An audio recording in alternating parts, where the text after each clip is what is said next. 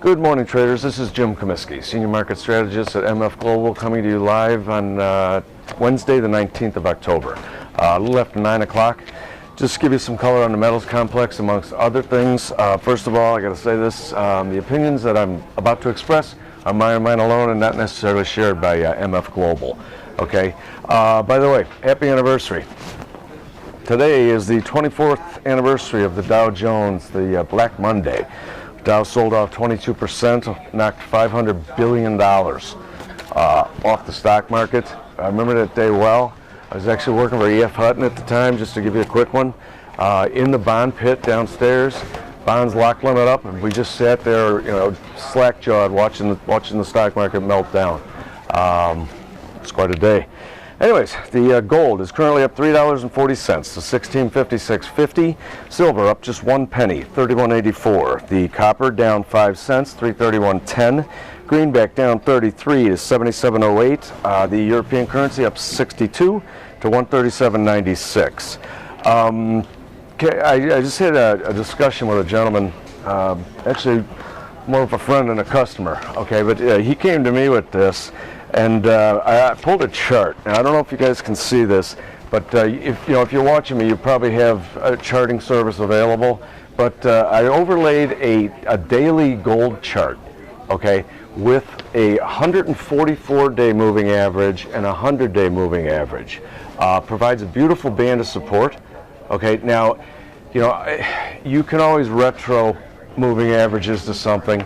All right, but the fact that the 144-day held on all those, not the October 4th bloodbath, okay, the other sell-offs, I would be scooping up precious metals, well, gold, at that. It comes in at 1607, 1608, okay, beautiful technical level. Again, put a daily gold bar up, gold bar chart up, put a 144-day moving average and a 100-day moving average, you'll see what I mean. It's a beautiful base of support. Something to note, okay? On to the rant. And by the way, someone left a comment that the 7 and 8 minute rants are much easier to listen to. I concur, all right? So I'll try and keep it as brief as possible. All right, let me give you some more reasons why you should be buying up the precious metals here. Okay, France's AAA credit rating is looking shakier by the day, okay? Spain was downgraded yesterday afternoon, by the way, 2 notches, and no one even seemed to notice. Every day that goes by without resolving the issue of too much debt in the global system basically is a day closer to whatever. I'll use the word Armageddon, but might be a little bit harsh. Bullion dealers, Hong Kong. This is good now. Bullion dealers in Hong Kong are saying that physical demand is quite robust at these levels. Okay, one dealer reported a wave of physical buying once prices went below 1630. Okay, so that dovetails nicely with the 144-day and 100-day moving averages. Also, Dennis Gartman is negative the gold. Now, I don't mean to be too cynical, and all in all, I kind of like Dennis Gartman, but he is used as a short-term indicator by a lot of people. Take that for what it's worth, okay? Okay, so the game on in Athens, the Greek police trying to quell protesters with stun grenades. There are estimated 70,000 protesters converged in central Athens.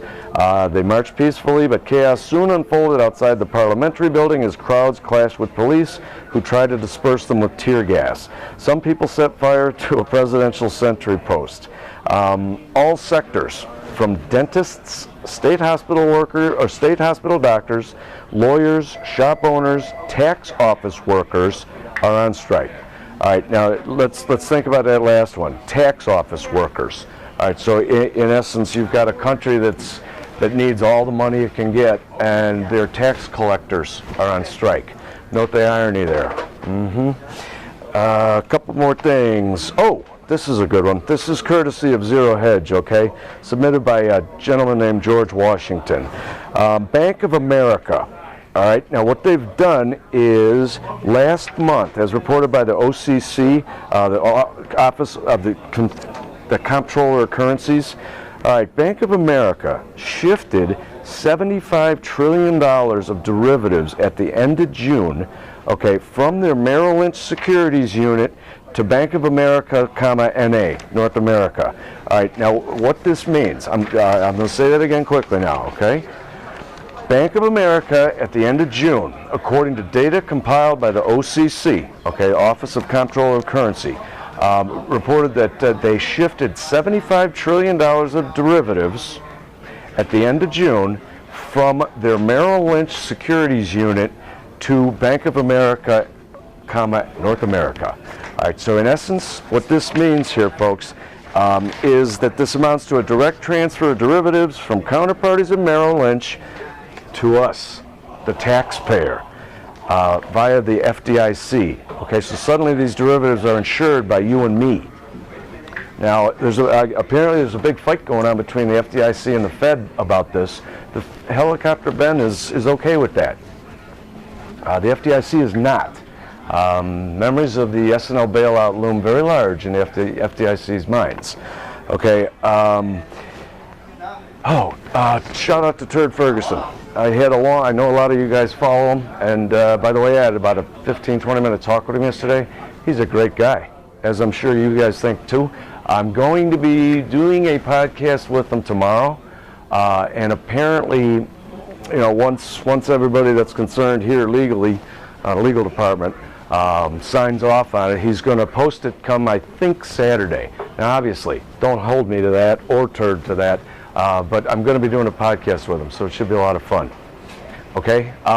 If you'd like to leave a comment on the YouTube post, I'd appreciate that. I love the feedback. Okay? Or just email me. My email address is just the letter J, COMISKEY, at mfglobal.com. Or please give me a call at the desk. My number 888-800-5373. Please, always remember, trading commodities is inherently risky and not suitable for all investors. Thanks, guys.